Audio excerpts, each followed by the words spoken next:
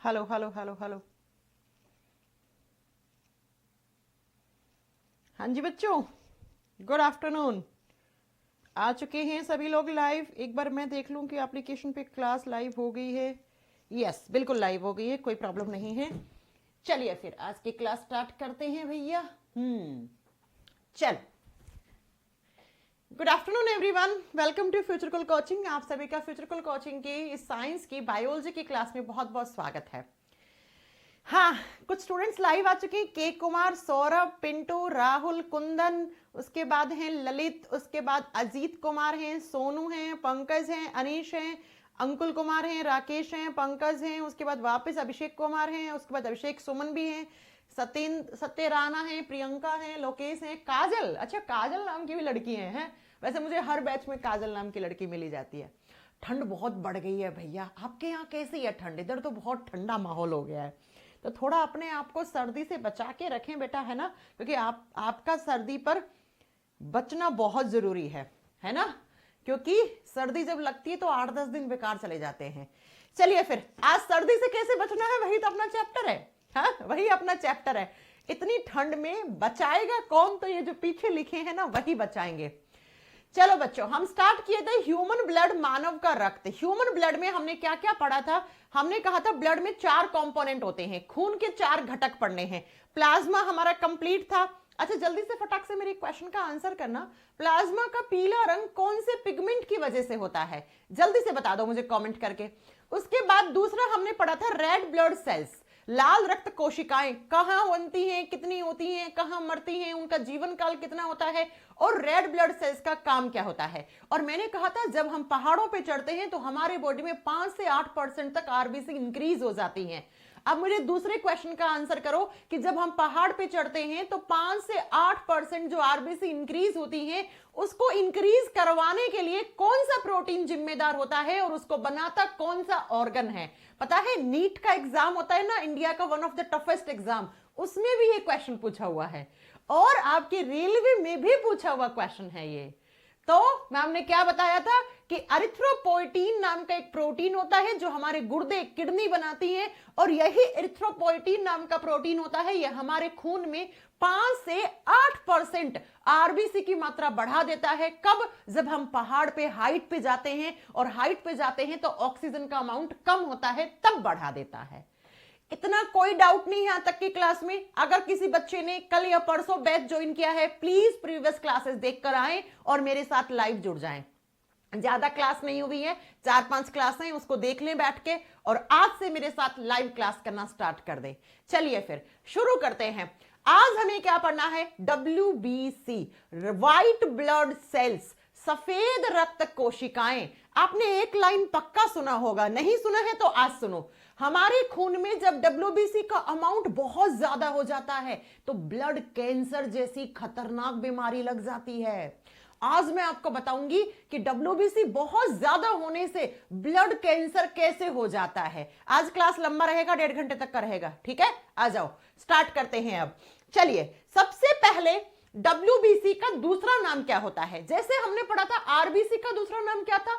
Erythrocytes. वैसे ही बेटा, जब आप अपने खून की जांच चेक करवाते हैं ना, खून की जब रिपोर्ट पढ़ते हैं, तो उस खून की रिपोर्ट में लिखा हुआ आता है कि ल्यूकोसाइट्स इतनी हैं या इतनी होनी चाहिए। तो वो ल्यूकोसाइट्स कौन सी हैं? वो यही हैं। WBC का दूसरा नाम क्या होता है मैम? सफेद रक्त कोशिकाओं को हम ल्यूकोसाइट्स भी कहते हैं। हमारे ब्लड की रिपोर्ट में लिखा हुआ आता है ल्यूकोसाइट्स इतनी है, इतनी होनी चाहिए, राइट? तो WBC का दूसरा नाम क्या है? ल्यूकोसाइट। RBC का दूसरा नाम क्या है? एरिथ्रोसाइट्स, है ना? चलिए नेक्स्ट पॉइंट सुनो। WBC की क्वांटिटी कितनी होनी चाहिए? मैंने आपको पिछली क्लास में कितने अच्छे से पढ़ाया था कि प्यारे बच्चों, WBC हमारे खून में सबसे कम होती है। कम का मतलब ये हजारों में। तो पता है बेटा कितनी होती हैं? 8,000 से लेकर 10,000 पर 100 ml HB। अब बता दो जरा, 100 ml HB का मतलब मैम ने क्या पढ़ाया था? हीमोग्लोबिन, यानी कि 100 ml हीमोग्लोबिन में 8 से 10,000 ही होती हैं। तो अगर आपसे एग्जामिनर थका हुआ क्वेश्चन पूछ ले कि हमारे खून में आरबीसी डब्ल्यूबीसी प्लेटलेट्स में सबसे कम कौन सी हैं, तो ये है। इनकी संख्या पे मत जाना, इनका काम बहुत तगड़ा होता है। आज ही आपको समझ में आ जाएगा। क्या मैम मैं लाइव हूं? एलियन एस्टेला, एलियन एस्टेला, ये नाम खतरनाक कहां से रख लिए हैं। चलिए नेक्स्ट पॉइंट, डब्ल्यूबीसी इतनी होनी चाहिए। अब ये कहां बनती हैं? ये डब्ल्यूबीसी इतनी सारी कहां से आई हैं? तो इनका फॉर्मेशन कहां होता है, इनका निर्माण कहां होता है? बेटा जहां पे खून बनेगा वहीं तो डब्ल्यूबीसी बनेंगी ना। तो जरा बताओ खून कहां बनता है? अरे मैम आपने तो दिखा के पढ़ाया था पूरा कि खून कहां बनता है। बोन मैरो में बनता है, अस्थि मज्जा में बनता है। तो अगर मैं आपसे पूछ लूं डब्ल्यूबीसी कहां बनती है, तो आप क्या बताओगे? ये भी बोन मैरो में बनती है। अच्छा, एक बच्चा कह रहे मैम लड़का और लड़की में डब्ल्यूबीसी में डिफरेंस नहीं होता ना। लड़का और लड़की के शरीर में सिर्फ आरबीसी में डिफरेंस होता है। डब्ल्यूबीसी जितनी लड़कों के लिए है उतनी ही लड़कियों के लिए है, इतनी, एकदम बराबर, एकदम बराबर। कहां बनी? बोन मैरो में। अब सेल है डब्ल्यूबीसी, तो सेल का तो एक लाइफ स्पेन होता है, एक जीवन काल होता है। तो कितने दिनों के बाद ये डब्ल्यूबीसी मर जाती है? तो प्यारे बच्चों ध्यान से सुनना, नॉर्मली जो डब्ल्यूबीसी है वो 2 से 4 दिन तक ही सरवाइव करती हैं। मैक्सिमम पूछोगे आप मेरे से, मैक्सिमम 21 दिन, हाँ 21 डेज, ये मैक्सिमम है। ये डिपेंड करता है किस तरीके की बीमारी है, कैसे डब्ल्यूबीसी को काम करना है। 10-15 मिनट दो, सब कुछ समझ में आ जाएगा। आपसे जब एग्जामिनर पूछे कि डब्ल्यूबीसी का जीवन काल कितना है, तो आपको 2 से 4 दिन ही करके आना है, मैक्सिमम नहीं पूछा जाता है। उसके बाद क्या होता है? उसके बाद डब्ल्यूबीसी की डेथ हो जाएगी भैया, मृत्यु हो जाएगी। अब मरने के लिए कहां कहां? मरना का मतलब टूटना, ब्रेक डाउन होना। अगर किताब में यहां पे ब्रेक डाउन शब्द देखो, उसका मतलब भी यही है। ये मरने के लिए थोड़ी बहुत जाती हैं लीवर में, यकृत में, या फिर बेटा ये ब्लड में ही मर जाती हैं। जहां पे इंफेक्शन हुआ है, जहां पर कोई बीमारी हुई आपके खून वून में, वहां पर गई है, उस बीमारी का सामना करा और वहीं पर मर गई, ये खून में ही मर जाती हैं। अब आप मुझे बताओ, जहां मरती हैं वहीं पर तो इनका रीजेनरेशन होगा। रीजेनरेशन का मतलब क्या होता है? पुनः निर्माण, यानी कि जहां मर जाती हैं वहीं पर थोड़ी बहुत वापस से रीजनरेट होना शुरू हो जाती हैं। तो ये खून में ज्यादा मरती हैं, तो खून में बेटा इनका रीजनरेशन वापस स्टार्ट हो जाता है। जी हाँ, हमारे खून में जहां पर बेचारी लड़ाई, इनका काम होता है लड़ाई करना। अब लड़ाई लड़कियों जैसी लड़ाई नहीं। एक बात याद रखना, अगर कभी भी एग्जाम में क्वेश्चन आ जाए कि हमारे खून में कौन सी सेल्स हैं जिनको फाइटर सेल्स कहते हैं। फाइटर का मतलब क्या होता है? डिशुम डिशुम लड़ाई करना, इनका काम लड़ाई करना होता है। अब ये किससे लड़ाई करती हैं? ये लड़ाई करती हैं इन्फेक्शन से, संक्रमण से। मैम इन्फेक्शन क्या होता है? अरे ऐसी कोई भी चीज जो बाहर से आई है मेरे बॉडी में, मुझे बीमारी करने आई है, वो इन्फेक्शन है। ऐसा कोई भी पार्टिकल, ऐसा कोई भी कण, ऐसा कोई भी संक्रमण जो मेरे बॉडी के अंदर आ गया, घुस गया और मुझे बीमारी कर रहा है, मुझे बीमार कर रहा है, वो तो उसे आप क्या कहोगे? उसे आप इन्फेक्शन कहोगे, उसको आप संक्रमण कहोगे। और उसी इन्फेक्शन का सामना करता है, उससे लड़ाई करता है और उसको मार गिराता है कौन? डब्ल्यूबीसी। तो जब भी हमारे ब्लड में कहीं पर इंफेक्शन हुआ है, तो बेटा वहां पर डब्ल्यूबीसी जाएंगी, फाइट करेंगी, वहीं पे मर जाएंगी लड़ाई करती करती। और बाद में कुछ दिनों के बाद ये रीजनरेट होना शुरू हो जाती हैं वहीं पे। तो याद रखिएगा, खून में ज्यादा मरती हैं और खून में वापस से रीजनरेट होना शुरू कर देती हैं। अब हमने पिछली क्लास में पढ़ा था कि आरबीसी के पास न्यूक्लियस यानी केंद्रक नहीं होता, लेकिन बेटा याद रखना डब्ल्यूबीसी के पास न्यूक्लियस होता है। Nucleus is present in WBC. Exam में आता है, क्या आता है कि हमारे खून में जो डब्ल्यूबीसी होती है, क्या उसके अंदर केंद्रक पाया जाता है? जी हां, केंद्रक पाया जाता है। डब्ल्यूबीसी के पास न्यूक्लियस होता है बच्चों। मैं कोई भी डब्ल्यूबीसी दिखाती हूं आपको रैंडमली, आप देखना उसमें आपको ये सारी डब्ल्यूबीसी हम पढ़ेंगे। देखो इसमें न्यूक्लियस, इसमें न्यूक्लियस, इसमें न्यूक्लियस, इसमें न्यूक्लियस, इसमें न्यूक्लियस, ठीक है, तो आरबीसी और डब्ल्यूबीसी को कैसे पहचान लोगे मैम? हम न्यूक्लियस से पहचान सकते हैं दोनों को। जी हाँ, पहचान सकते हो। आरबीसी के पास न्यूक्लियस नहीं है, जबकि डब्ल्यूबीसी के पास न्यूक्लियस होता है। अगला बच्चों, एग्जामिनर क्वेश्चन पूछता है कि आरबीसी और डब्ल्यूबीसी की जो क्वांटिटी है, संख्या है, इसका अनुपात क्या होना चाहिए? आरबीसी मिलियंस में होती है और कितनी सारी मिलियंस, डब्ल्यूबीसी हजारों में होती है और मात्र 8-10 हजार।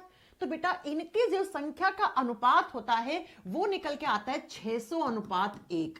अब आपको निकालने नहीं बैठना है, याद रखना, बस आपको तो याद रखना है कि आरबीसी और डब्ल्यूबीसी की संख्या का अनुपात 600:1 माना जाता है। ठीक है, मैथ नहीं लगानी है आपको, बस याद कर लेना है। नेक्स्ट, आप मेरे से पूछो कि डब्ल्यूबीसी का शेप कैसा होता है। मैम डब्ल्यूबीसी कैसा दिखता है, इसकी आकृति कैसी दिखेगी? जैसे हमने पिछली क्लास में पढ़ा था कि आरबीसी की जो शेप होती है वो कैसी होती है? बाइकॉनकेव शेप होती है, द्विअवतलाकार होती है। लेकिन डब्ल्यूबीसी का शेप फिक्स नहीं होता बेटा, नॉट फिक्स्ड। नॉट फिक्स्ड का मतलब है ये अनिश्चित आकार की होती है, इसकी मर्जी है भैया। पता है ये कभी कैसे रहती है, कभी कैसे रहती है, इसकी मर्जी है। कभी ये डब्ल्यूबीसी ऐसे रहती, कभी ये ऐसे रहती, कभी ये ऐसे रहती, कैसी रह लेती है ये। आपने पढ़ा होगा अमीबा का आकार फिक्स नहीं होता है, अमीबा अपना आकार बदल सकता है। ठीक ऐसे ही डब्ल्यूबीसी का आकार फिक्स नहीं होता है। डब्ल्यूबीसी को जैसे जगह मिली, जहां पर जैसा काम मिला, उसके हिसाब से अपना आकार बदल लिया। तो कुछ किताब वाले लिखते हैं कि डब्ल्यूबीसी का जो आकार होता है वो किसके आकार के जैसा होता है? अमीबा के आकार के जैसा होता है। इस लाइन का मतलब क्या है? इस लाइन का मतलब है कि जैसे अमीबा का आकार फिक्स नहीं होता, वैसे डब्ल्यूबीसी का आकार भी फिक्स नहीं होता है। जबकि आरबीसी का आकार फिक्स होता है। आरबीसी बाइकॉनकेव शेप की होती हैं, द्विअवतलाकार की होती हैं। डब्ल्यूबीसी को जैसी जगह मिली वैसी ही अपने आप को ढाल लिया इसने। बता दोगे डब्ल्यूबीसी का आकार? आप क्या बताओगे? फिक्स नहीं होता है। मैं आपको एक फोटो दिखाती हूं, आप देख लो, आपको अलग अलग शेप की, अलग अलग देखो ऐसी ऐसी डब्ल्यूबीसी देखने को मिलेंगी। किसी तरीके से कोई फिक्स नहीं है बेटा इसका आकार, इसकी जैसी मर्जी है वे वैसे रह सकती है। तो डब्ल्यूबीसी कहां बनती है, कितनी होती है, इनका आकार कैसा है, इनका लाइफ स्पेन कितना है, इतनी बात आपको समझ में आ गई? जी मैम। अब बात करेंगे डब्ल्यूबीसी का फंक्शन क्या होता है। आखिर ये डब्ल्यूबीसी करती क्या है, इसका काम क्या होता है? इसका काम बहुत अच्छा होता है। क्या काम होता है? इसका काम होता है हमारे बॉडी में इम्यूनिटी देना, इम्यूनिटी प्रोवाइड करती है। ये रोगों से लड़ने की प्रतिरोधक क्षमता देती है। अब पहले सुनो फिर हम लिखवाएंगे इम्यूनिटी क्या होती है। खैर वो छोड़ो तुम। क्या आप लोग जानते हैं हमारे बॉडी में एक सिस्टम है जिसको हम इम्यून सिस्टम कहते हैं, जिसको हम प्रतिरक्षी तंत्र कहते हैं। ये ऐसा सिस्टम है जो हमारे शरीर को बीमारियों से बचाता है। जी हाँ, तो उसी इम्यून सिस्टम को, जब तक आपका इम्यून सिस्टम स्ट्रांग है, मजबूत है, तब तक आपको बीमारी नहीं लगेगी, है ना। और इसी इम्यून सिस्टम के अंदर जो बीमारियों से लड़ने की प्रतिरोधक क्षमता होती है उसको आप इम्यूनिटी कहते हैं। डब्ल्यूबीसी का काम होता है इम्यूनिटी देना। It provides immunity to human body. NCERT की लाइन है ये। एनसीईआरटी में लिखा है कि सफेद रक्त कोशिकाएं हमारे शरीर के अंदर रोगों से लड़ने की प्रतिरोधक क्षमता देती हैं या उसे बढ़ाती हैं। अब कैसे बढ़ाती हैं वो सुनो। कोई बाहर से मेरे शरीर के अंदर बैक्टीरिया, जीवाणु आ गया, कोई बाहर से मेरे शरीर के अंदर वायरस आ गया। अब बैक्टीरिया और वायरस मुझसे दोस्ती करने तो आएंगे नहीं, मुझे बीमारी करने ही आएंगे, है ना। तो जैसे ही मेरे बॉडी के अंदर कोई वायरस घुसा तो मेरी डब्ल्यूबीसी कहेंगी अरे ये तो कोई बाहर का पार्टिकल है, ये शरीर का तो है नहीं। तो डब्ल्यूबीसी इस वायरस के खिलाफ एक डिफेंस सिस्टम चलाएंगी और क्या होगा, इस वायरस को मार गिराएंगी ताकि ये वायरस मेरे बॉडी में इंफेक्शन ना कर पाए। अगर जिस टाइम वायरस आया मेरे शरीर के अंदर उस समय मेरे बॉडी में WBC कम है, तो क्या मेरा जो इम्यून सिस्टम है वो उस वायरस से लड़ाई कर पाएगा? नहीं कर पाएगा। तो वो वायरस तो मेरे बॉडी में इंफेक्शन कर देगा, मेरे सारे ऑर्गन्स में जाके फैल जाएगा और मेरा इम्यून सिस्टम कमजोर हो जाएगा और मुझे बीमारी कर देगा वो वायरस। समझ रहे हैं? तो WBC का काम होता है हमारे बॉडी में इम्यूनिटी देना या इम्यूनिटी बढ़ाना, रोगों से लड़ने की प्रतिरोधक क्षमता बढ़ाना। इसीलिए WBC के कितने सारे नाम हैं। WBC के नाम लिखो, अदर नेम्स लिखो WBC के। WBC को आप और किस किस नाम से जान सकते हो? तो बेटा WBC को कहा जाता है फाइटर सेल्स। हाँ, जैसे हमारे पास फाइटर जेट है इंडिया के पास, वैसे हमारे बॉडी में फाइटर सेल्स के नाम से फेमस है ये लड़ाकू कोशिकाएं कहलाती हैं बेटा। ये लड़ाई करती हैं। अब किससे लड़ाई करती हैं बताओ? इन्फेक्शन से, बैक्टीरिया से, वायरस से। ऐसी कोई भी इन्फेक्शन जो आपके शरीर में बीमारी करने आया उसके खिलाफ लड़ाई करने का काम करती है। इन्हीं को कहते हैं हम हमारे बॉडी की बॉडीगार्ड सेल्स। अरे जैसे मोदी जी के चारों तरफ बॉडीगार्ड्स रहते हैं, है ना, कोई मोदी जी पे अटैक ना कर दे, ठीक ऐसे हमारे बॉडी में बॉडीगार्ड सेल्स हैं कि हमारे बॉडी पे कोई दुश्मन अटैक ना कर दे। अब वो दुश्मन बैक्टीरिया, वायरस, कुछ भी हो सकता है। तो इसीलिए हम WBC को बॉडीगार्ड सेल्स कहते हैं। WBC को कहा जाता है इम्यून सेल्स। तो प्यारे बच्चों, हिंदी में लिखना, इनको प्रतिरक्षी कोशिका कहा जाता है। अब सुनो, RRB जेई का एग्जाम होता है। हाँ मैम होता है। तो RRB जेई के एग्जाम में एक क्वेश्चन पूछा कि कौन सी ब्लड सेल्स हैं जिनको हम इम्यून सेल्स कहते हैं, तो आपका आंसर क्या था वहां पे? WBC। इन्हीं को कहा जाता है सोल्जर सेल। जैसे हमारे सैनिक भाई हमारी सीमा पे सुरक्षा करते हैं कि कोई आतंकवादी हमारे देश में ना घुस जाए, वैसे हमारे बॉडी में WBC होती हैं। वो एक सैनिक की तरह हमारे शरीर की रक्षा करती हैं कि बाहर से कोई इंफेक्शन ना घुस के आ जाए।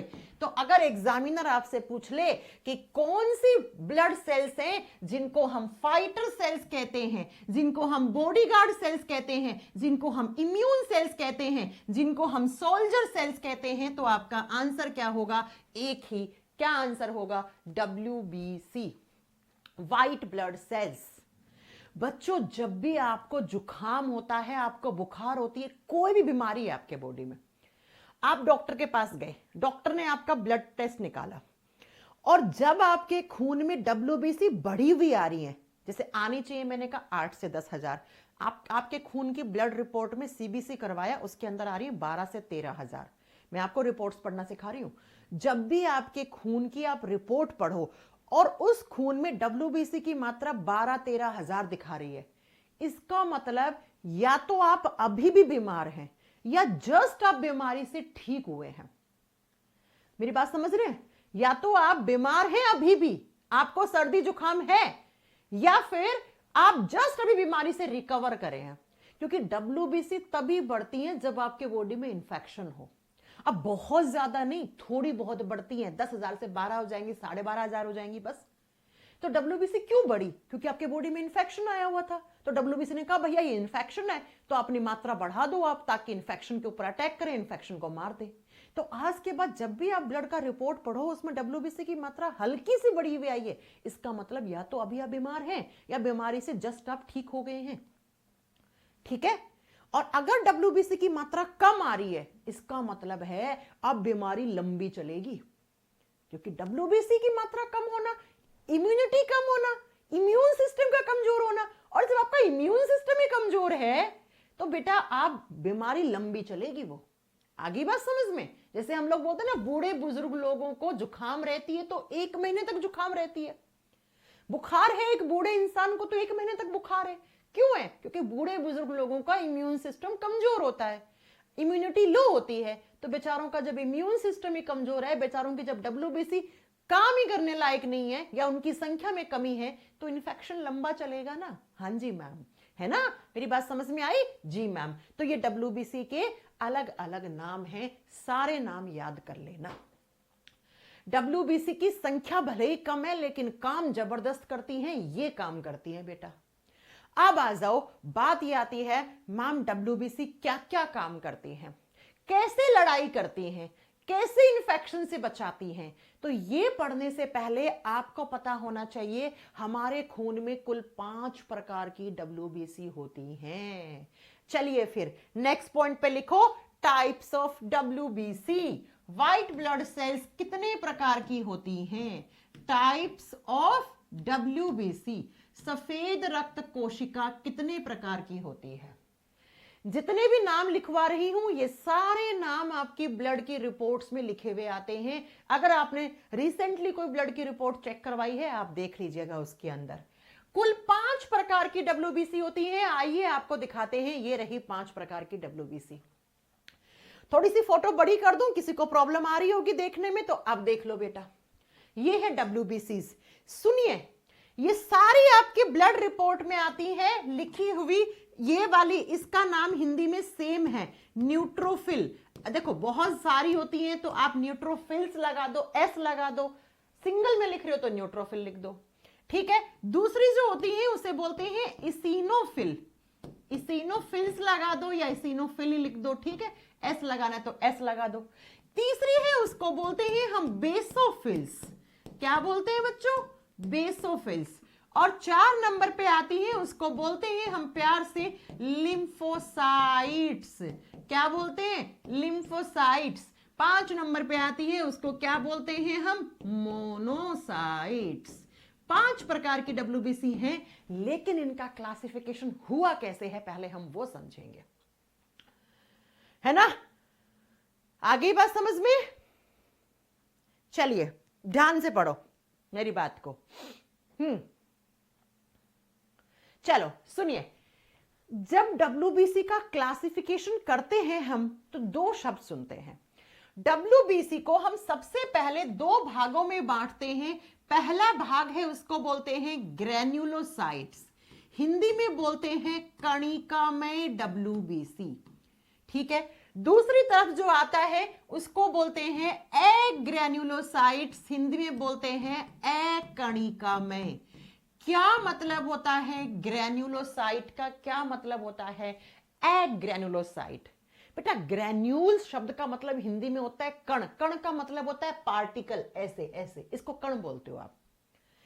ऐसी डब्ल्यूबीसी जिसके सरफेस एरिया पर छोटे छोटे ग्रैन्यूल्स प्रेजेंट हो, ऐसी डब्ल्यूबीसी जिसके सतही क्षेत्र पर छोटे छोटे कण पाए जाते हैं। इस फोटो में देख रहे हो आप, इस फोटो में देख रहे हो आपको कण यानी ग्रैन्यूल्स दिख रहे हैं।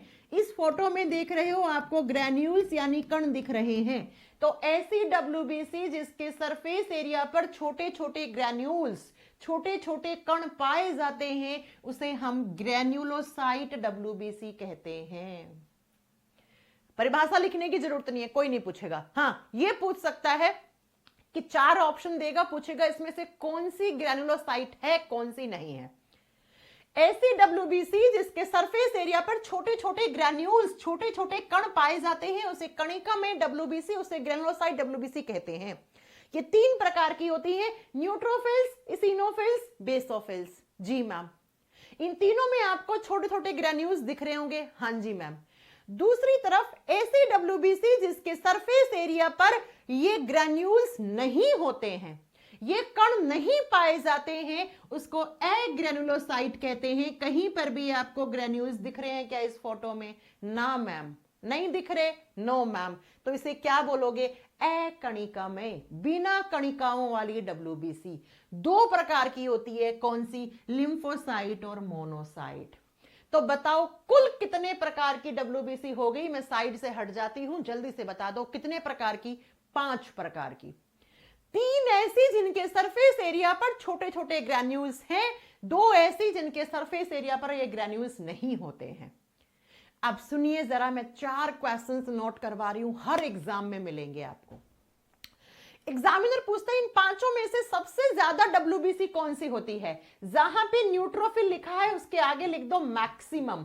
मैक्सिमम का मतलब क्या होता है? ये हमारे खून में सबसे ज्यादा पाए जाने वाली डब्ल्यूबीसी है। परसेंटेज ना भी लिखो चलेगा, वैसे 60 से 65% में होती हैं, ना लिखो चलेगा। हमारे खून में सबसे ज्यादा न्यूट्रोफिल्स टाइप की डब्ल्यूबीसी पाई जाती हैं।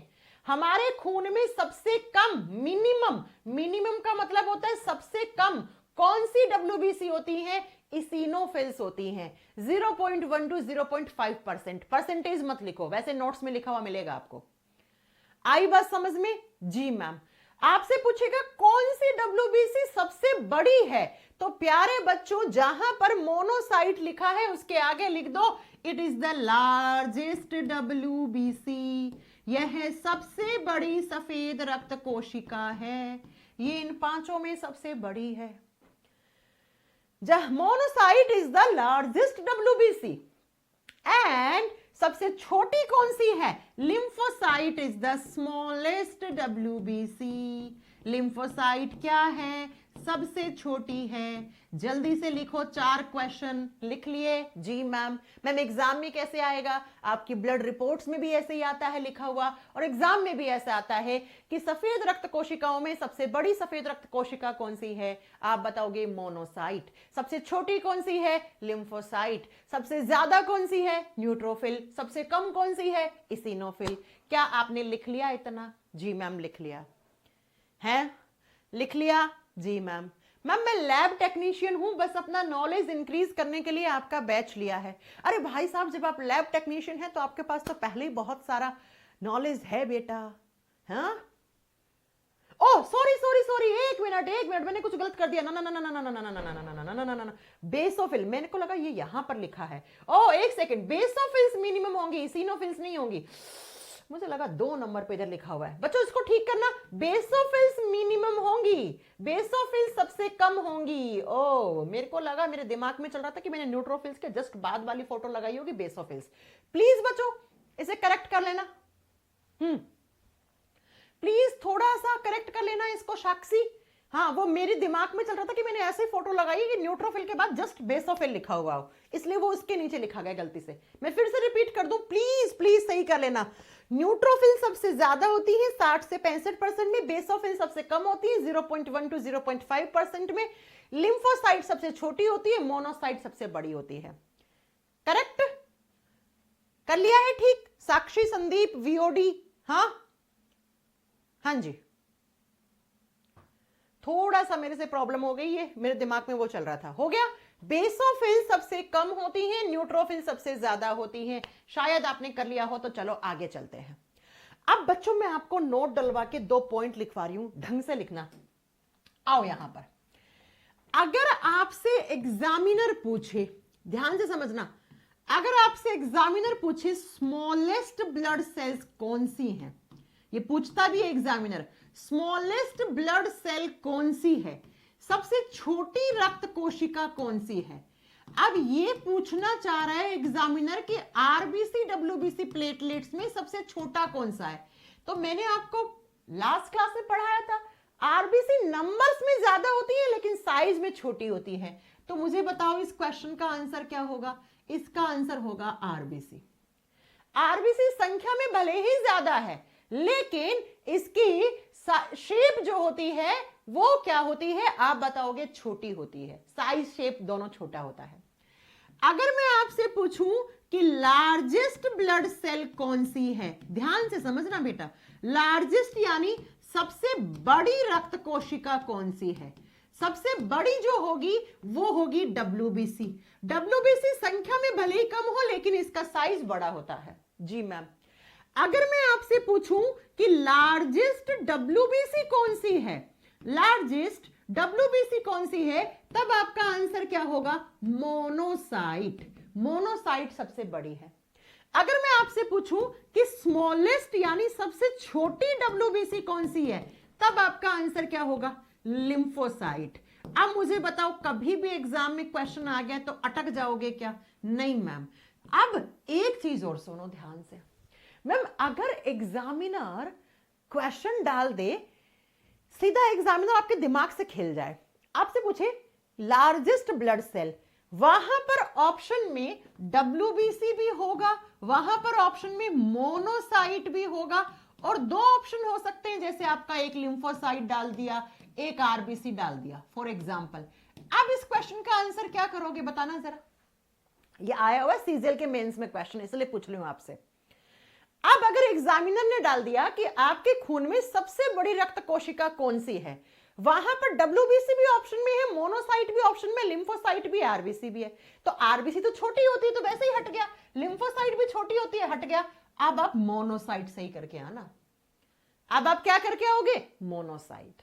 ठीक है, तो ऐसे क्वेश्चन का आंसर आपको करना पड़ेगा। कभी कभी एग्जामिनर होता है ऊटपटांग से ऑप्शन डाल देता है, लेकिन आपका अगर कॉन्सेप्ट स्ट्रॉन्ग है तो एग्जामिनर कुछ नहीं कर सकता, आपके सामने टिक ही नहीं सकता एग्जामिनर। तो याद रखिए, सबसे बड़ा डब्ल्यूबीसी मोनोसाइट, सबसे छोटा लिम्फोसाइट। हमारे खून में डब्ल्यूबीसी बड़ी होती है और आरबीसी छोटी होती है। अगर मैम दोनों ऑप्शन हो जाए डब्ल्यूबीसी मोनोसाइट, तो हमारा मोनोसाइट एसएससी सीजीएल के मेन से पूछा, उसने मोनोसाइट को ही आंसर सही माना। कर दोगे? जी मैम। आ जाओ। तो मैंने कितने प्रकार की डब्ल्यूबीसी पढ़ा दी आपको? 5 प्रकार की डब्ल्यूबीसी। एक बार फिर से इनके नाम देखो। आप नाम देख लिया? जी मैम। अब ये किसके प्रकार है? डब्ल्यूबीसी के। और मैम ने पढ़ाया डब्ल्यूबीसी में तो न्यूक्लियस होता है, डब्ल्यूबीसी में तो केंद्रक होता है। तो इसमें आपको न्यूक्लियस दिख रहा है? अरे मैम इसमें तो मुझे 3 न्यूक्लियस दिख रहे हैं। हाँ दिख रहा होगा। अरे मैम इसमें तो 2 न्यूक्लियस, 2 केंद्रक दिख रहे हैं। इसमें भी 2 दिख रहे हैं, इसमें 1 दिख रहा है, इसमें भी 1 दिख रहा है। मैम अब खून में कैसे पहचानेंगे कि ये बेसोफिल है, ये न्यूट्रोफिल है, ये मोनोसाइट है, ये लिम्फोसाइट है? खून में कैसे पहचानेंगे? तो खून में पहचानने का तरीका मैं आपको बता रही हूं, यहां से एग्जाम में भी क्वेश्चन आते हैं। सुनिए, अगर खून में इनको हम पहचानेंगे कैसे? हम इनको पहचानते हैं खून में किसकी सहायता से? आप बताओगे बेटा, इनके न्यूक्लियस की सहायता से पहचानते हैं हम। लिखवाएं कि कैसे पहचानेंगे हम खून में। चलिए सुनिए जरा मेरी बात को ध्यान से। जो बेसोफिल्स होती हैं, हम कैसे पहचानेंगे कि हमारे खून में ये वाली जो डब्ल्यूबीसी है ये बेसोफिल्स हैं? ये बेसोफिल्स हैं, इनको पहचानेंगे कैसे? बेटा बेसोफिल्स में जो न्यूक्लियस होता है वो बाइलोब्ड न्यूक्लियस होता है। बेसोफिल का जो न्यूक्लियस होता है उसको बोलते हैं बाइलोब्ड न्यूक्लियस। बाई शब्द का मतलब हमेशा 2 होता है। इसमें 2 केंद्रक होते हैं लेकिन आपस में जुड़े हुए होते हैं, तो इसे बोलते हैं हम द्विनाभिक या द्विकेंद्रकी कोशिका। अब कैसे होगा इसका न्यूक्लियस? मैं आपको दिखाती हूं। इस फोटो में देखो, हम किसका पढ़ रहे हैं? बेसोफिल का। इस फोटो में देखो, ये रही बेसोफिल, दिख रही है? हाँ जी मैम। देखो ऐसा ऐसा एक न्यूक्लियस की लोब और ये दूसरा, 2 न्यूक्लियस दिखने में अलग अलग होते हैं लेकिन आपस में ऐसे जुड़े हुए होते हैं, तो ऐसे केंद्रक को बोलते हैं बाइलोब्ड न्यूक्लियस। लोब शब्द का मतलब क्या होता है? लोब शब्द का मतलब होता है 2 अलग अलग भाग, दिखने में अलग अलग है लेकिन वो आपस में जुड़े हुए हैं सेल्स की सहायता से या किसी भी चीज की सहायता से। उसे क्या कहते हैं हम? उसे हम कहते हैं बाइलोब्ड। तो बेटा बेसोफिल का न्यूक्लियस 2 न्यूक्लियस हैं, 2 लोब में बंटे हुए, ऐसे ऐसे, तो पहचान लेंगे। अब देखो इसिनोफिल का भी बाइलोब्ड न्यूक्लियस होता है लेकिन दोनों बड़े हैं। देखो ये भी बड़ा है, ये भी बड़ा है, जबकि इसमें देखो ये छोटा है और ये बड़ा है। समझ रहे हो आप मेरी बात? में क्या बताना चाह रही हूं? मैं ये कहना चाह रही हूं कि बेसोफिल में जो न्यूक्लियस होते हैं वो 2 होते हैं लेकिन एक क्या होगा? बड़ा, और एक क्या होगा? छोटा, और ये दोनों आपस में जुड़े हुए होते हैं, ऐसे ऐसे याद रखना है आपको। जबकि जो दूसरी होती है उनको बोलते हैं हम इसिनोफिल्स, और ये जो इसिनोफिल्स डब्ल्यूबीसी होती हैं इनको कैसे पहचानेंगे हम? इनको पहचानते हैं हम, इनका न्यूक्लियस देखते हैं। इसमें भी न्यूक्लियस तो बाइलोब्ड ही होगा लेकिन दोनों न्यूक्लियस होंगे वो बड़े होंगे बेटा। Both nucleus are large, both जो होंगे वो लार्ज होंगे यानी बड़े होंगे। दोनों केंद्रक बड़े आकार के होते हैं, ऐसा नहीं है कि एक छोटा होगा एक बड़ा होगा, दोनों केंद्रक बड़े आकार के। पता है कैसे दिखते हैं? हम हेडफोन लगाते हैं ना, ऐसा वाला हेडफोन, उसके जैसे होते हैं ये। आप देख लो, आपको कुछ कुछ हेडफोन जैसा ही लग रहा होगा ये देखो, ऐसे हेडफोन नहीं लगाते एक कान दूसरे कान पर और ऐसे बीच में ऐसे वायर से होता है, ठीक वैसा ही। तो अगर ये दोनों न्यूक्लियस बड़े दिख रहे हैं तो भैया ये इसिनोफिल है, एक बड़ा एक छोटा दिख रहा है तो भैया ये बेसोफिल है। अब सुनो, ACWBC जिसमें मोर देन 2 न्यूक्लियस हो, जिसमें 2 से ज्यादा केंद्रक हो, उसे न्यूट्रोफिल कहते हैं। देख लो 3 केंद्रक, 1 2 3, 4 भी हो सकते हैं, मैक्सिमम 5 तक जा सकते हैं। तो मैम बहुत सिंपल है पहचानना। न्यूट्रोफिल्स को कैसे पहचानेंगे हम? न्यूट्रोफिल्स में क्या होगा, क्या मिलेगा हमें बताओ मैम? न्यूट्रोफिल्स में जो न्यूक्लियस होंगे वो मोर देन 2 मिलेंगे। तो लिख दो more than 2 nucleus, more than 2 nucleus. 2 से अधिक केंद्रक मिलेंगे, 2 से ज्यादा केंद्रक होगा उसको हम न्यूट्रोफिल कह देंगे। अब ये 2 से ज्यादा 3 भी हो सकता है, 4 भी हो सकता है, 5, मैक्सिमम 5 होते हैं बेटा, ये ना लिखो चलेगा। अब बात आती है कि मैम हम मोनोसाइट को कैसे पहचानेंगे कि ये वाली जो है वो मोनोसाइट्स हैं। मोनोसाइट को पहचानने का तरीका होता है, मोनोसाइट में एक ही न्यूक्लियस होगा, लेकिन वो किसके आकार का होगा? चलिए आपको दिखाते हैं। आप बताओ मुझे ये किसके आकार का न्यूक्लियस है? ऐसा कौन सा ऑर्गन होता है? ऐसा हमारा गुर्दा होता है बेटा। आपकी किडनी इस शेप की होती है, सोयाबीन शेप की। लोबिया की लोबिया खाया है ना, लोबिया या राजमा है ना, बीन, इस शेप की आपकी किडनी होती है। तो ACWBC जिसके केंद्र का आकार किसके जैसा है? हमारे गुर्दे के जैसा, किडनी के जैसा है, उसे मोनोसाइट कहेंगे, है ना। चलिए आ जाइए, चलिए नेक्स्ट लिखो। मोनोसाइट जो होती है उसका एक ही सिंगल न्यूक्लियस होगा, उसमें एक न्यूक्लियस होगा, एक केंद्रक होगा, लेकिन बेटा वो केंद्रक का शेप कैसा होगा? Kidney shape. किडनी का मतलब क्या होता है बेटा? गुर्दे के आकार का, राजमा के आकार का।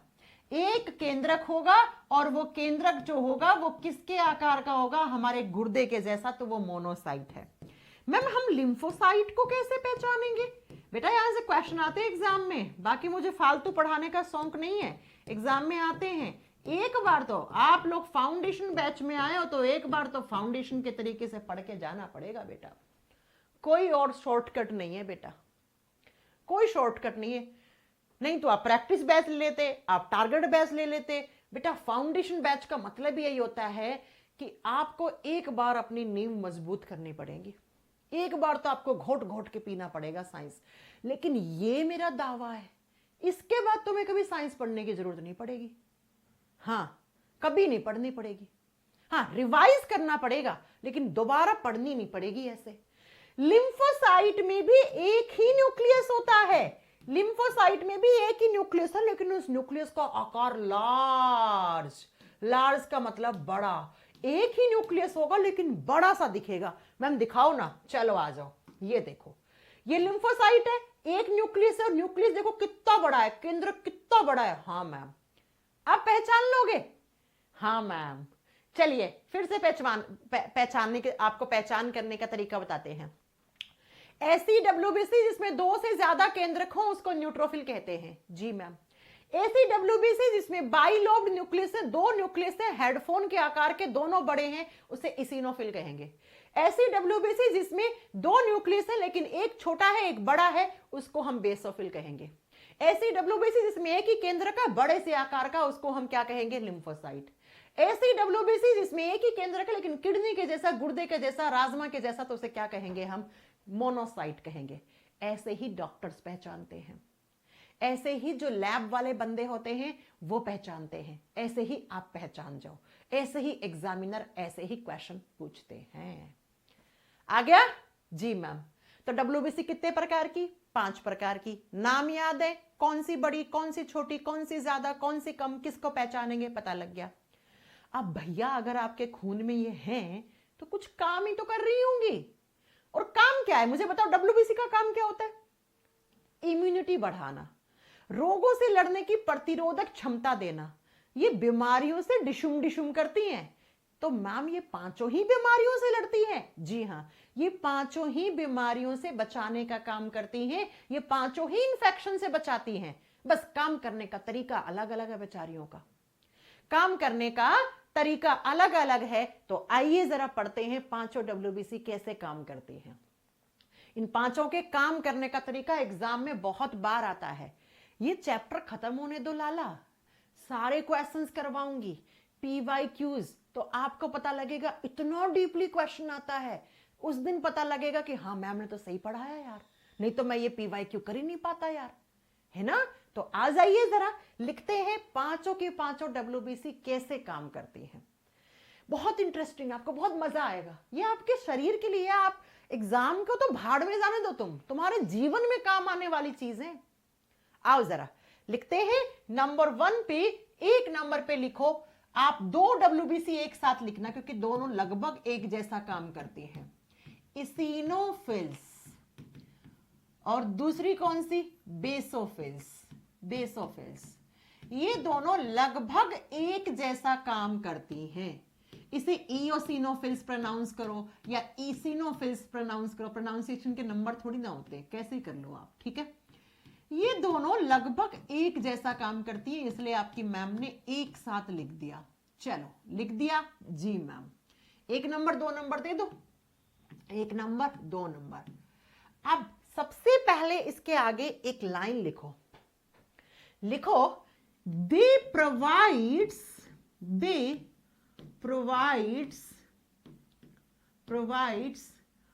First level immunity. अरे मैम इम्यूनिटी के लेवल होते हैं? जी हाँ बिल्कुल होते हैं। डॉक्टर भी बोलता है कि आप में सेकंड लेवल की इम्यूनिटी की कमी है, आप में थर्ड लेवल की इम्यूनिटी की कमी है, आप में फर्स्ट लेवल की इम्यूनिटी की कमी है।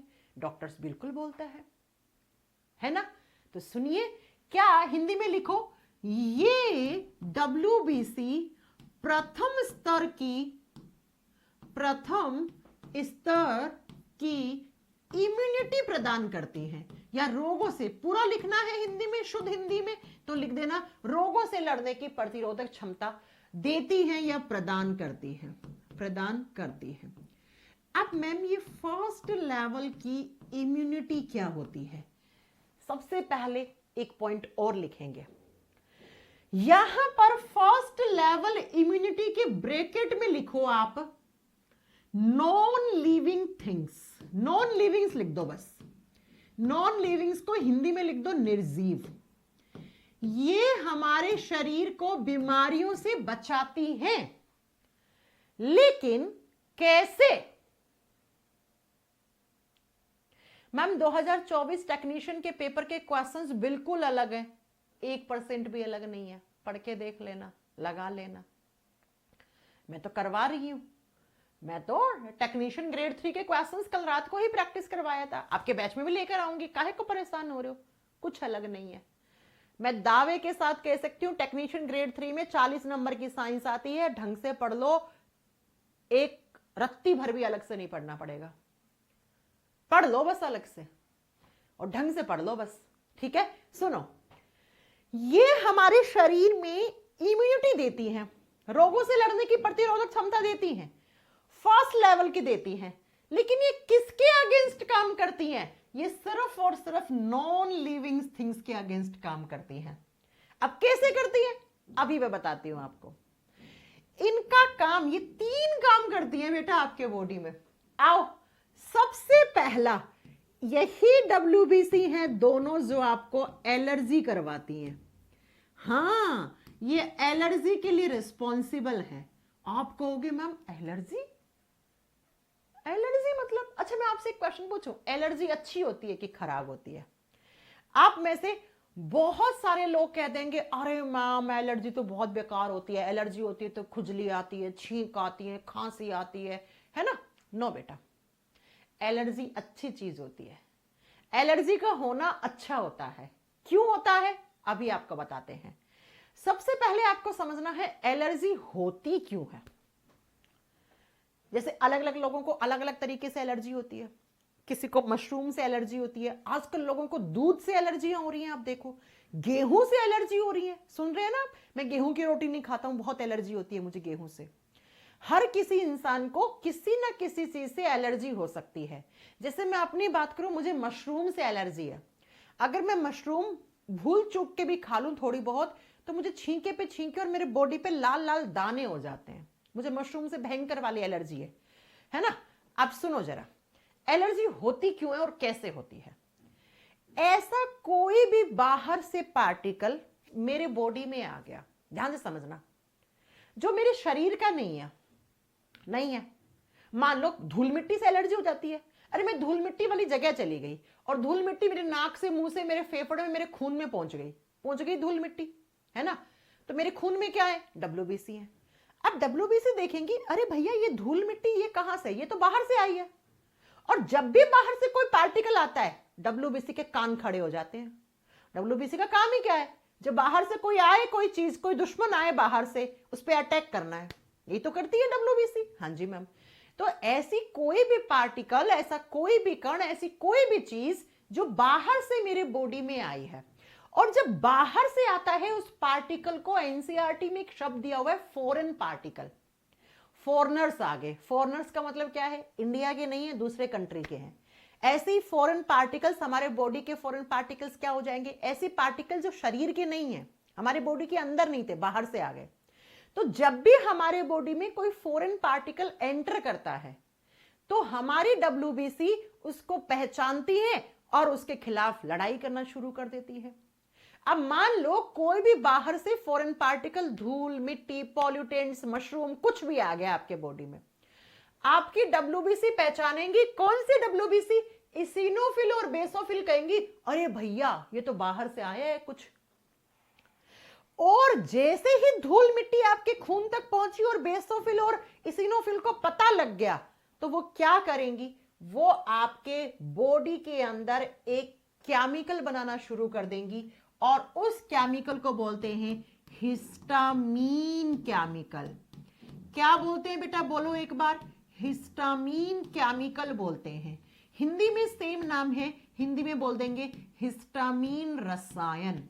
और प्यारे बच्चों, इसी हिस्टामीन की वजह से आपको छींके आती हैं, आपको खांसी आती है, आपके बॉडी पे रैशेस, दाने पड़ जाते हैं, आपके बॉडी पर ईचिंग, खुजली होने लग जाती है, और उसी को आप प्यार से एलर्जी कह देते हो।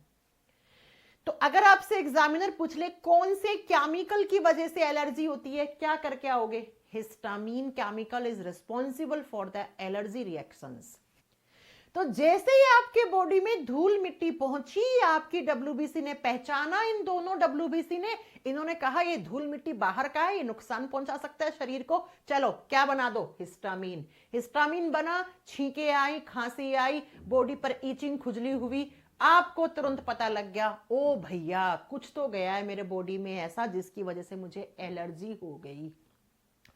आप डॉक्टर के पास जाओगे या मेडिकल स्टोर पे जाओगे, आप कहोगे भैया एलर्जी हो गई, कल धूल मिट्टी, बहुत ज्यादा धूल मिट्टी वाली जगह में रह लिया था। डॉक्टर आपको या मेडिकल स्टोर वाला आपको देगा एंटी हिस्टामीन टैबलेट्स, जिसको आप एलर्जी की दवा कहते हो। जैसे बड़ी फेमस एलर्जी की दवा एक एविल वेविल करके खाते होंगे आप लोग ना, है ना।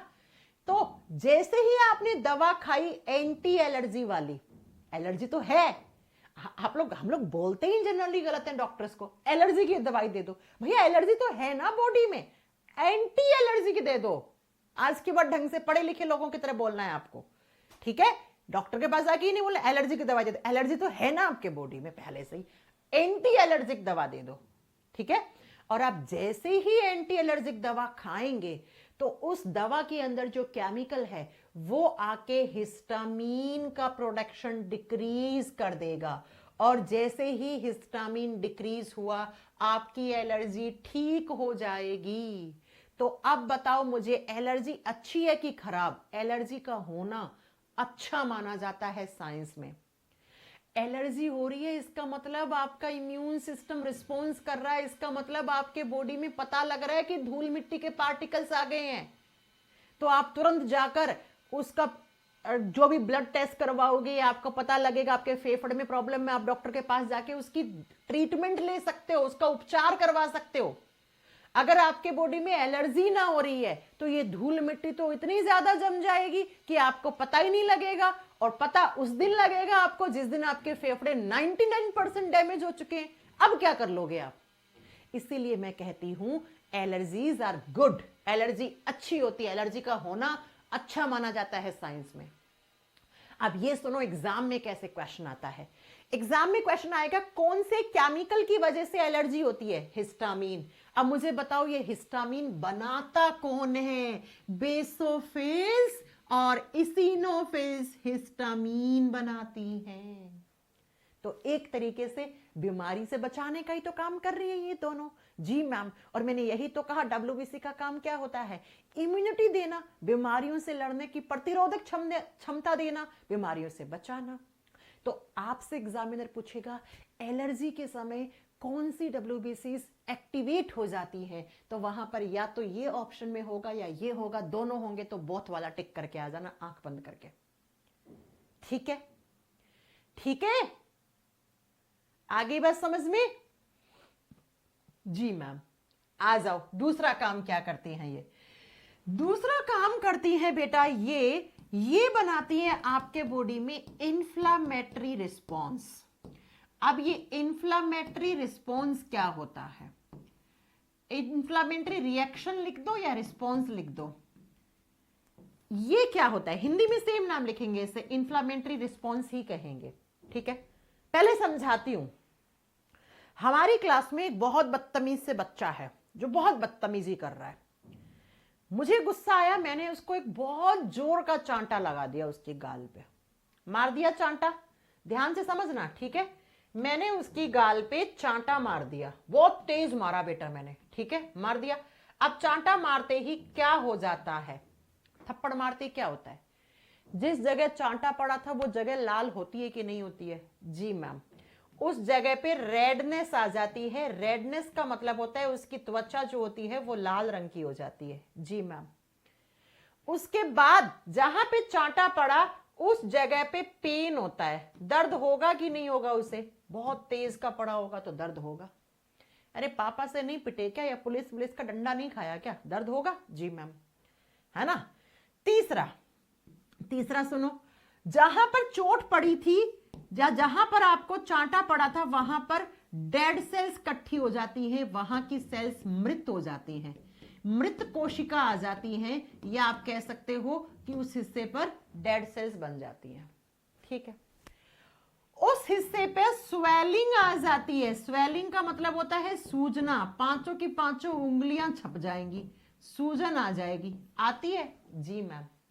और उस हिस्से पर हीट का प्रोडक्शन बढ़ जाता है, वो हिस्सा गर्म हो जाता है। जी मैम।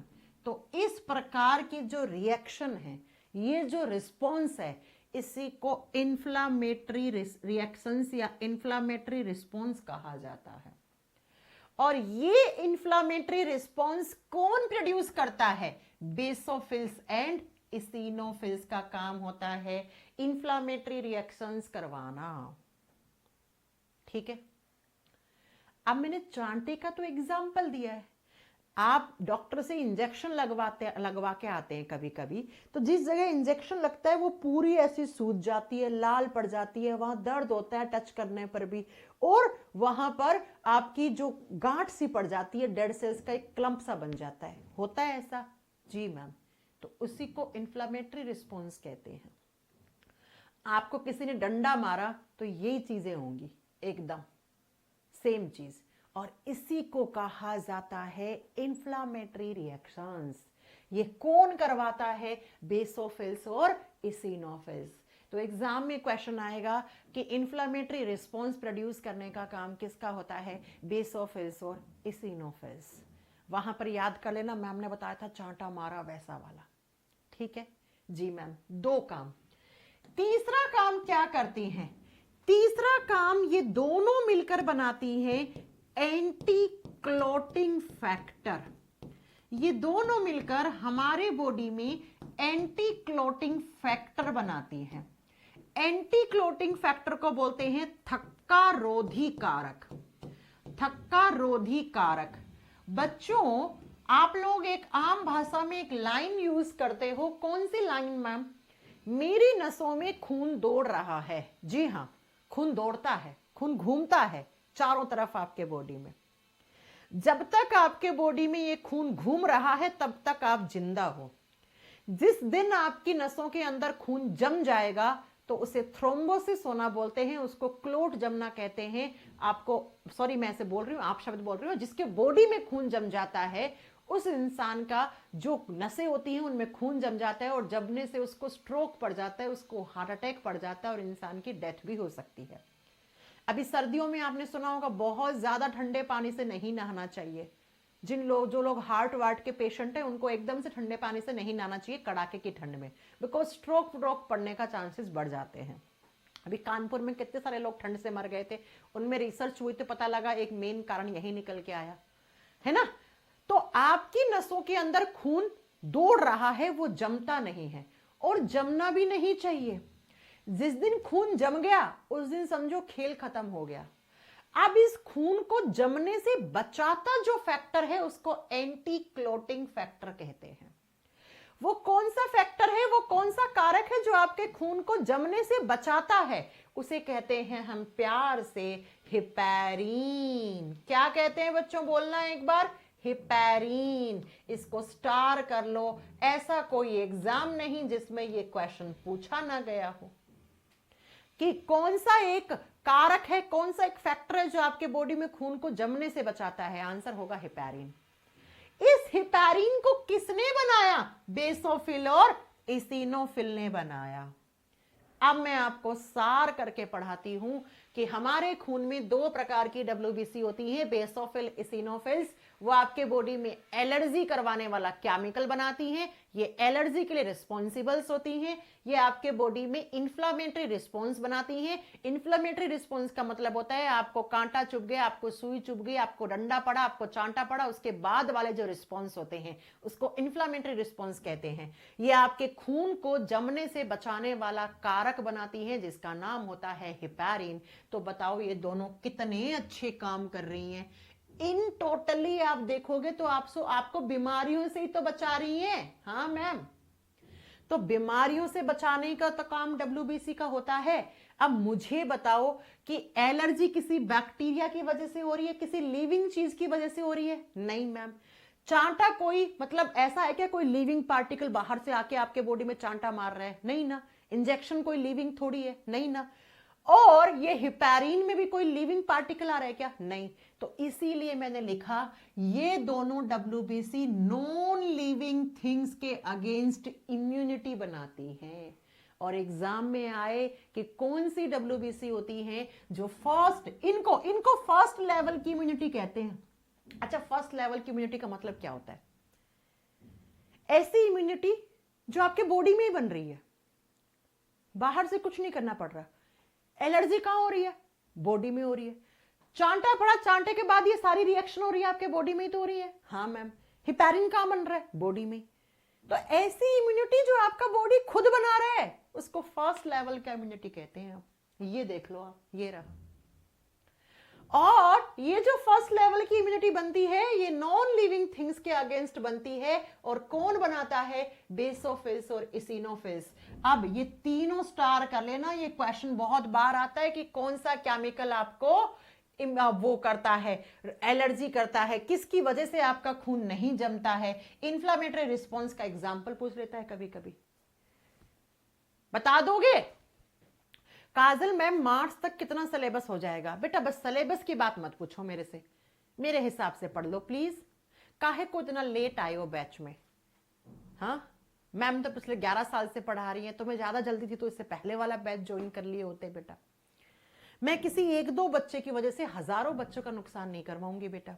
हजारों बच्चे हैं इस बैच के अंदर, मैं उसी हिसाब से पढ़ाऊंगी जिस हिसाब से आपने ये बैच को जिस उम्मीद के साथ ज्वाइन किया है।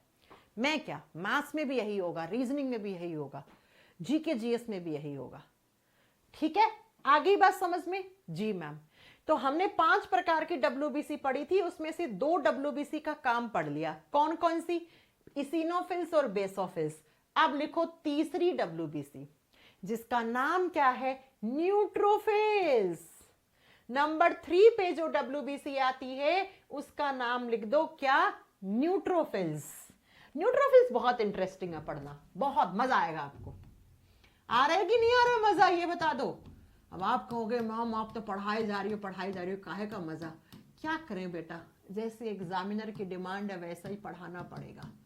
मैं चाहती तो ऐसे सुंदर सुंदर कलरफुल पीपीटीज बनवा लेती, एक 50-60 हजार का बंदा हायर करके, है ना। लेकिन पीपीटी से पढ़ना, मेरे को पढ़ाने में मजा नहीं आता यार, पता नहीं क्यों।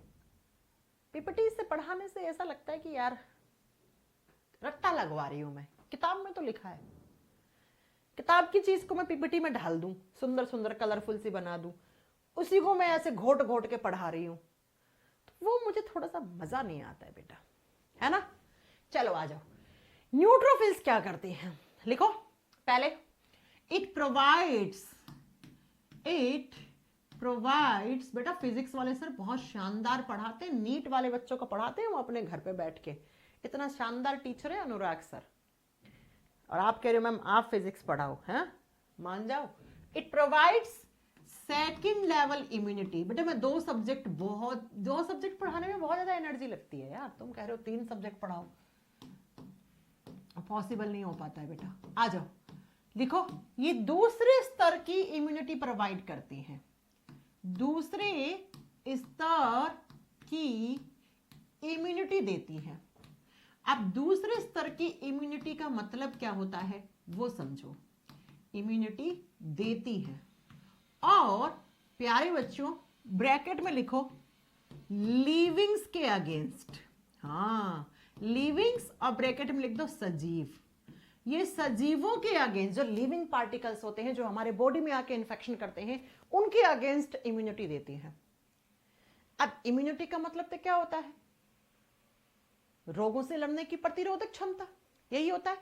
अब ये किसके अगेंस्ट इम्यूनिटी बनाती हैं, लिविंग्स के अगेंस्ट। अब कौन कौन से लिविंग्स, सुनो, बैक्टीरिया। मुझे बताओ क्या बैक्टीरियाज लिविंग होते हैं? जी मैम, जीवाणु सजीव होते हैं, बैक्टीरिया लिविंग होते हैं, आज सुन लो। उसके बाद फंगी का मतलब होता है फंगस या कवक या फफूद, कवक लिविंग होते हैं जी, आज सुन लो। जब भी हमारे बॉडी में बाहर से कोई बैक्टीरिया आया, कोई जीवाणु आया, अब सुनो, बैक्टीरियाज अच्छे भी होते हैं और खराब भी होते हैं। वायरस कभी अच्छे नहीं होते, वायरस हमेशा खराब होते हैं। Certain bacterias are good for us. कुछ ही बैक्टीरिया होते हैं जो हमारे बॉडी के लिए अच्छे होते हैं, और बहुत सारे बैक्टीरिया होते हैं जो हमारे बॉडी के लिए खराब होते हैं। मैम अच्छी बैक्टीरिया, अरे दही खाते हो, दही में लैक्टोबैसिलस बैक्टीरिया होता है, अच्छा होता है। हमारी आंतों में, हमारी इंटेस्टाइन्स में बैक्टीरियाज होते हैं, वो अच्छे होते हैं। तो मैं ये बताना चाह रही हूं कि कुछ ही बैक्टीरिया होते हैं जो हमारे बॉडी में अच्छे हैं, बाकी तो सब बेकार ही हैं। आप ये मान लो। मैम रिप्रोडक्शन चैप्टर कब करवाओगे? इसके बाद करवाएंगे, ठीक है, पहले ये तो खत्म होने दो, बहुत बड़ा चैप्टर है। चलिए सुनो, जो खराब बैक्टीरिया है, खराब बैक्टीरिया कौन है? वो बैक्टीरिया जो मुझे बीमारी करेगा वो मेरे लिए खराब है। जो बैक्टीरिया मुझे बीमारी नहीं कर रहा है वो मेरे लिए अच्छा है, ठीक है, पड़ा है, क्या दिक्कत है ना। तो आप सुनो जरा, मेरी बात समझो मेरी ध्यान से। जब भी कोई बाहर से बैक्टीरिया आएगा या कोई फंगस यानी कवक आएगा, बैक्टीरिया और फंगस लिविंग है, और इन दोनों के खिलाफ इम्यूनिटी बनाने का काम न्यूट्रोफिल्स का होता है। अब न्यूट्रोफिल्स इन दोनों को मार गिराती है। अब इसका काम करने का थोड़ा सा तरीका अलग है, आइए मैं आपको बताती हूं कैसे करती है ये काम। ये मान लो आपकी न्यूट्रोफिल है, मैं कैसे बना दूं? न्यूट्रोफिल में गड़बड़ है तो नहीं है ना, ये न्यूट्रोफिल का न्यूक्लियस है भाई। डब्ल्यूबीसी का आकार तो फिक्स नहीं है, मैंने ऐसे बना दिया, बना दो मैम, क्या दिक्कत है? न्यूक्लियस होगा, हाँ मैम होगा न्यूक्लियस। ये डब्ल्यूबीसी का न्यूक्लियस है, केंद्रक है, ठीक है। अब मेरे खून पे यहां पर कोई बैक्टीरिया है, मान लो मैंने बैक्टीरिया को ऐसा बना दिया, ठीक है, ऐसा बना दिया, ये बैक्टीरिया है। लिख दूं कि ये कोई जीवाणु है, ये कोई बैक्टीरिया है, और ये न्यूट्रोफिल है। न्यूट्रोफिल को दिखा, अरे भैया बैक्टीरिया आ गया, पक्का बीमारी करेगा। तो न्यूट्रोफिल क्या करेगा?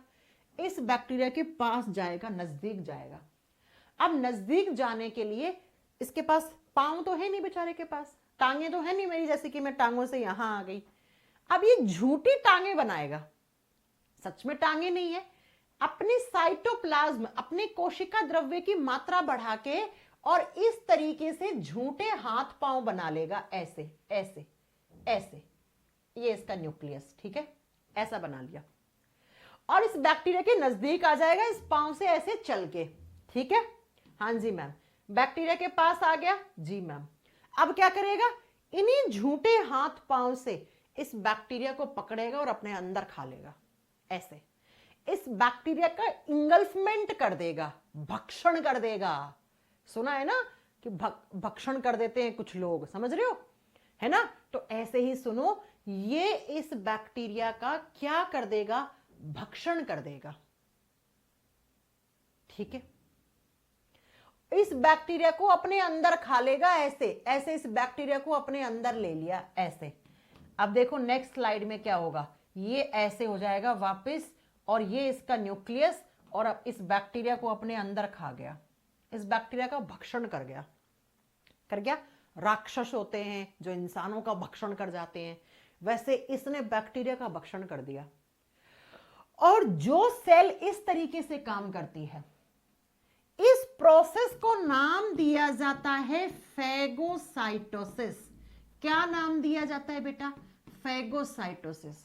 हिंदी मीडियम वाले बच्चों इंग्लिश शब्द साथ में लिखना। हिंदी में भक्षण करने की प्रक्रिया कहा जाता है, भक्षण करने की प्रक्रिया। भक्षण का मतलब क्या होता है, इंगल्फमेंट करना, अपने अंदर खा जाना, चबा जाना, ठीक है। और ये झूठे पांव बनाए थे, इसे क्या कहते हैं, इसको बोलते हैं स्यूडोपोडिया। पोडिया शब्द का मतलब हमेशा लेग्स या टांगे होती हैं बेटा, पोडिया शब्द का मतलब होता है टांगे, और स्यूडो शब्द का मतलब होता है फॉल्स। फॉल्स का मतलब झूठी। ये इसकी वास्तव में टांगे नहीं है, झूठी टांगे हैं, ये टेम्परेरी है, ठीक है। तो इसकी टांगे क्या है, फॉल्स है। फॉल्स का मतलब झूठी टांगे हैं। तो न्यूट्रोफिल जैसे ही कोई बैक्टीरिया आपके खून में आता है, उस बैक्टीरिया के पास जाती है, नजदीक जाने के लिए झूठे पांव बनाती हैं जिनको स्यूडोपोडिया कहते हैं, और इन्हीं पांव से इस बैक्टीरिया को पकड़ती हैं, अपने अंदर चबा जाती हैं, खा जाती हैं, उसका इंगल्फमेंट कर जाती हैं, और इस प्रोसेस को फेगोसाइटोसिस कहते हैं। प्यारे बच्चों, ये वो बैक्टीरिया है जो आपके शरीर में बीमारी करने आया, लेकिन उसको बीमारी करने का मौका ही नहीं दिया। किसने, न्यूट्रोफिल ने। न्यूट्रोफिल ने जो बीमारी करने आया उसको ही खा गई। इसका मतलब ये बैक्टीरिया अब हमें इन्फेक्शन, ये बैक्टीरिया अब हमें बीमारी नहीं कर पाएगा, तो हम बीमारियों से बच जाएंगे। और यही तो काम किसका है, न्यूट्रोफिल का। बीमारियों से बचाने को ही तो क्या कहते हैं, इम्यूनिटी कहते हैं।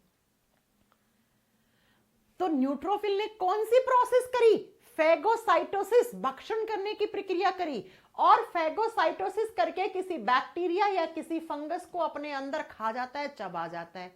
किसकी सहायता से, स्यूडोपोडिया की सहायता से। ये क्वेश्चन एग्जाम में पूछा जाता है। तो मिल गई इम्यूनिटी, है ना। बैक्टीरिया आया बीमारी करने, बेचारे बैक्टीरिया के साथ धप्पा हो गया, बैक्टीरिया पे अचानक से हमला हो गया। ये हमला किसने करा, न्यूट्रोफिल ने। तो न्यूट्रोफिल कितना अच्छा काम करती है भैया, जी मैम। तो इस तरीके से न्यूट्रोफिल ने क्या किया, फेगोसाइटोसिस करके हमें सेकंड लेवल की इम्यूनिटी दे दी। दूसरे स्तर पर हमें रोगों से लड़ने की प्रतिरोधक क्षमता प्रदान कर दी। किसने, न्यूट्रोफिल ने। इसीलिए हम कहते हैं न्यूट्रोफिल हमें बैक्टीरिया और फंगस से, जीवाणुओं और कवकों से होने वाली बीमारियों से बचाती है। कैसे बचाती है, ऐसे। अब एग्जाम में कैसे क्वेश्चन पूछेगा, कौन सी डब्ल्यूबीसी है जो फेगोसाइटोसिस करती है, आंसर न्यूट्रोफिल। फेगोसाइटोसिस प्रोसेस में जो झूठी एक स्ट्रक्चर सी बनती है उसको क्या बोलते हैं, स्यूडोपोडिया। हिंदी में सेम नाम है, लिख देना। हिंदी में लिखना है तो मैं लिख देती हूँ स्यूडोपोडिया, ठीक है। झूठी टांगे भी लिख सकता है कोई कोई बुक वाला, स्यूडोपोडिया। ऐसे कर दोगे, यस मैम। क्वेश्चन बता दिए मैंने कैसे पूछेगा सौरभ, आ गया समझ में, ऐसे। तो ये हो गई हमारे दूसरे लेवल की इम्यूनिटी, जो किसने दी, न्यूट्रोफिल ने। तो इन तीन का काम हमने पढ़ लिया, इन दो का एक साथ पढ़ा, इसका पढ़ लिया। अब बचा कौन, मोनोसाइट और लिम्फोसाइट। तो अब हम मोनोसाइट और लिम्फोसाइट एक साथ लिखेंगे, लेकिन मेरे हिसाब से लग रहा है कि आज के लिए इतना बहुत है, नहीं तो आप लोगों के ऊपर से चला जाएगा, ठीक है। तो ये हम पढ़ेंगे कल, मोनोसाइट और लिम्फोसाइट कैसे काम करती हैं। ये तो फ्यूचर में काम करती है, एडवांस लेवल का इम्यून सिस्टम बना देती है ये हमारे बॉडी में। कल आपको पता लगेगा कि आपको बचपन में मम्मी ने पोलियो की दवाई क्यों पिलाई थी। पी है ना सबने, पोलियो की दवा पी होगी, क्यों पिया आपने पोलियो की दवाई, वो कल पता लगेगा आपको, राइट। तो मोनोसाइट लिम्फोसाइट बचा है बस, कल WBC तो खत्म हो ही जाएगा, प्लेटलेट्स भी कल खत्म हो जाएगा। कल हमारा ब्लड का चैप्टर खत्म, कल खत्म करके मानेंगे इसको। ओके बच्चों, तो मिलेंगे आपसे कल की क्लास में। तब तक के लिए अपना ध्यान रखिए, अच्छे से पढ़िए। एक बच्चा कह रहा है कि मैम ये बताइए कि आप क्या कह रहे हो, आप डाउट क्लास कब लोगे। अरे भैया डाउट कब आएंगे, जब 3-4 चैप्टर कर लोगे। अभी से डाउट आ गए क्या आपके, रुक जाओ अभी। मैम अब तो ऊपर से जा रहा है अरे कोई बात नहीं, ठीक है। केमिस्ट्री के नोट्स कब तक अपलोड हो जाएंगे। आरएनजी केमिस्ट्री के नोट्स मैक्सिमम 15 जनवरी से पहले हो जाएंगे। 15 जनवरी से पहले मैं केमिस्ट्री के कंप्लीट नोट्स इन इंग्लिश, पुराने वाले नोट्स को अपडेट करवा रही हूं मैं, ठीक है। कंप्लीट नोट्स इन हिंदी 15 जनवरी तक अपलोड हो जाएंगे, ठीक है। मैम जी क्लास वाला पीडीएफ नहीं मिलता है, किसने बोला पीडीएफ नहीं मिलता है। पीडीएफ के कॉलम में जाओ ना, वहां पे ये सारा पीडीएफ अपलोड करवाऊंगी मैं भी, और क्यों सेव कर रही हूं इसको। भैया सारा पीडीएफ देती हूं मैं, अब मुझे बदनाम मत करो, बहुत कर लिया आप लोगों ने बदनाम। पूरा पीडीएफ देती हूं मैं, पूरा पीडीएफ मिलेगा इस क्लास का। किसने बोला कि पीडीएफ नहीं मिलता है। चलो ये सब मैं बाद में कर लूंगी, आपका टाइम वेस्ट नहीं करते हैं। Thank you so much, bye bye, take care.